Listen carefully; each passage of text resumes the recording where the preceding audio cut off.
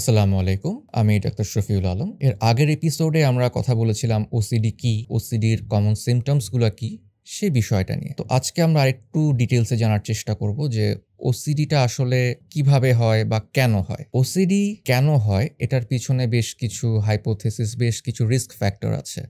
এটাকে বেশ কিছু ভাগে ভাগ করা যায়। এটার প্রিডিসপোজিং ফ্যাক্টরগুলোর মধ্যে ধরা হয় জেনেটিক ফ্যাক্টরটাকে। যেমন কারোর যদি বাবা মা ভাই বোন বা নিকটাত্মীয়ের ওসিডি থাকে তাহলে তাদের জেনেটিক রিস্কটা বেশি, অর্থাৎ তাদের ওসিডি হবার সম্ভাবনাটা বেশি। তারপর কারোর যদি কিছু রোগ চাইল্ডহুডে বা ছোটবেলায় হয়ে থাকে, যেমন টিক ডিসঅর্ডার, তারপর স্ট্রেপ্টোকক্কাল ইনফেকশন, সেক্ষেত্রে তাদের ওসিডির রিস্কটা বেশি থাকে। কিছু এনভায়রনমেন্টাল ফ্যাক্টর থাকে, যেমন বিহেভিয়ারাল ইনহিবিশন, অর্থাৎ ছোটবেলা থেকেই অ্যাডভার্স সিচুয়েশনের প্রতি একটা ভয়, একটা অ্যাভয়েডেন্স কাজ করা। তারপর ছোটবেলায় ফিজিক্যাল অ্যাবিউজ বা সেক্সুয়াল অ্যাবিউজ, এটাও পরবর্তীতে ওসিডির ঝুঁকিটা বাড়ায়। কিছু প্রিসিপিটেটিং ফ্যাক্টর এটার কারণেও ওসিডি হতে পারে, যেমন লাইফ স্ট্রেস হতে পারে, সেটা প্রেগনেন্সি। এটার সাথে আমরা আরেকটা জিনিস বিবেচনা করে থাকি বা মেইনটেনিং ফ্যাক্টর, যার কারণে ওসিডির চিকিৎসা করাটা একটু চ্যালেঞ্জিং হয়ে দাঁড়ায়। এটার মধ্যে থাকে কন্টিনিউয়াস লাইফ স্ট্রেস, ব্যক্তিত্বের সমস্যা ইত্যাদি। এটাকে আরেকভাবে এক্সপ্লেইন করা যায়, যেমন কিছু বায়োলজিক্যাল ফ্যাক্টর এবং কিছু সাইকোলজিক্যাল ফ্যাক্টর।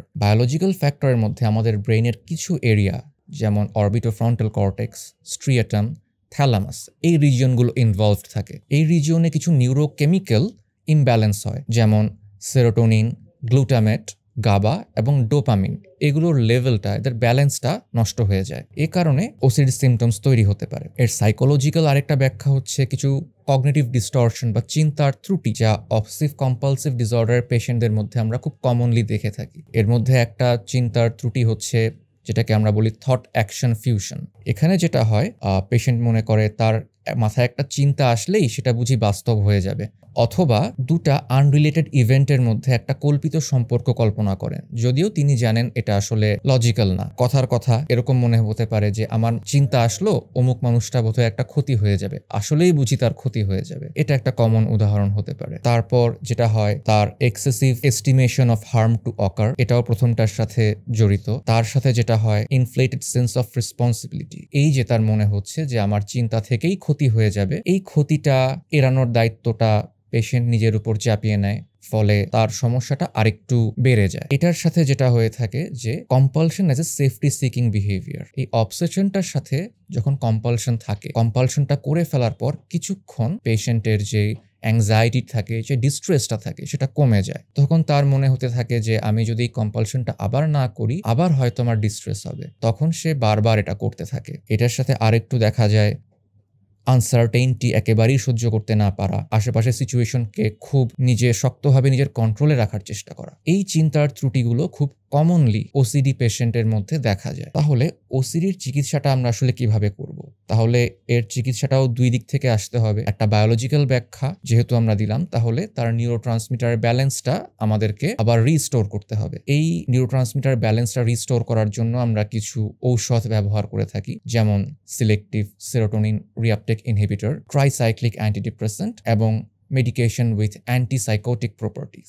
সো এই ওষুধগুলোর আমরা হয় বেশিরভাগ ক্ষেত্রে একটা বা দুটা বা কোনো কোনো ক্ষেত্রে খুব সিম্পল কম্বিনেশন দেওয়ার চেষ্টা করি। এখন এই ওষুধটা আমরা যখন দেই, সঙ্গে সঙ্গেই কি ওসিডিটা কমে যায়? আনফর্চুনেটলি না।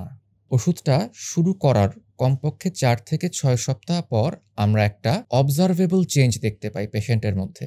অর্থাৎ তার হয়তো অ্যাংজাইটি, ডিস্ট্রেস কমে আসে, তার হয়তো কম্পালশন করার যে তাড়নাটা সেটা কমে যায়। যখন আমরা এই স্টেটটায় আসি, তখন সময়টা আসে সাইকোলজিক্যাল ইন্টারভেনশনে আসার। সাইকোলজিক্যাল ইন্টারভেনশনের মধ্যে বহুল ব্যবহৃত দুটো ইন্টারভেনশন হচ্ছে এক্সপোজার অ্যান্ড রেসপন্স প্রিভেনশন বা ইআরপি এবং কগনিটিভ বিহেভিয়ার থেরাপি বা সিবিটি। ইআরপিটা মূলত কাজ করে তার যে কম্পালশনটা, সেই কম্পালশনটাকে পেশেন্ট ঠেকানোর চেষ্টা করে for a certain amount of time, এবং এটার মাধ্যমে আমরা যে কগনিটিভ ডিস্টরশনটা, compulsion as a safety mechanism, এটাকে আমরা কারেক্ট করার চেষ্টা করি। যদি পেশেন্টের কম্পালশনটা প্রমিনেন্ট না হয়, সেক্ষেত্রে এক্সপোজার অ্যান্ড রেসপন্স প্রিভেনশন এটার খুব বেশি উপযোগিতা থাকে না। যদি অবসেশনটাই পেশেন্টের মূল কনসার্ন হয়, সেক্ষেত্রে কগনিটিভ বিহেভিয়ার থেরাপি এটা একটা ভালো উপায় হতে পারে। কগনিটিভ বিহেভিয়ার থেরাপি নিয়ে লাইফস্প্রিং এর আরো প্রিভিয়াস কিছু ভিডিও আছে, আপনারা যারা ইন্টারেস্টেড তারা দেখতে পারেন। এটার ডেসক্রিপশনে সেটা একটা লিংক দেয়া থাকবে। এখন যেটা কমনলি আমাদের প্রশ্ন জাগে যে এই ওসিডি ট্রিটমেন্টটা আমরা কতদিন কন্টিনিউ করব।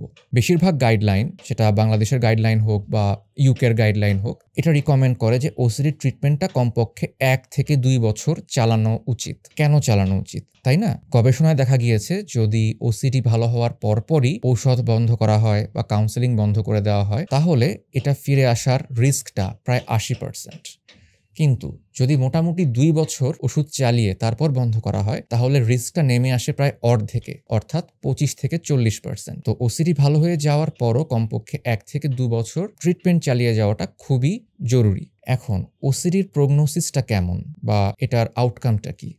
ওসিডি যদি চিকিৎসা করা হয় সেক্ষেত্রে মোটামুটি 40% ক্ষেত্রে আউটকামটা ভালো ইমপ্রুভমেন্ট আসে, অ্যাবাউট 40 থেকে 50% পেশেন্টের ক্ষেত্রে মডারেট ইমপ্রুভমেন্ট আসে এবং প্রায় 20% পেশেন্টের ক্ষেত্রে ইমপ্রুভমেন্টটা খুব বেশি আসে না বা আরও খারাপের দিকে যায়। এখন এই প্রগনোসিসটা কিসের উপর ডিপেন্ড করে? যদি ওসিডিটা খুব অল্প বয়সে শুরু হয়, যদি মেল জেন্ডার হয়, যদি ওসিডির সাথে ব্যক্তিত্বের সমস্যাও থাকে এবং severity of illness is more than 3 years হয়, তাহলে ওসিডির ইমপ্রুভমেন্টটা অত ভালো হয় না। তো এজন্য এটা খুবই জরুরি যে ওসিডি যদি আমরা বুঝতে পারি তাহলে যেন আর্লি আমরা ট্রিটমেন্টটা সিক করি এবং আর্লি ট্রিটমেন্টটা শুরু করি। কারণ like many other psychiatric problems, untreated ইলনেসের ডিউরেশনটা যদি বেশি হয়, এখানে ফার্দার ইমপ্রুভমেন্টটা আনা কঠিন হয়। তো ডিয়ার অডিয়েন্স, আজকে আমরা জানলাম ওসিডির সম্ভাব্য রিস্ক ফ্যাক্টর, এটার পেছনের বায়োলজিক্যাল হাইপোথেসিস, এটার কগনিটিভ ডিস্টরশন এবং এটার ট্রিটমেন্ট অপশনগুলো সম্পর্কে। সো টিল নেক্সট টাইম, ভালো থাকুন, নিজের মেন্টাল হেলথের যত্ন নিন।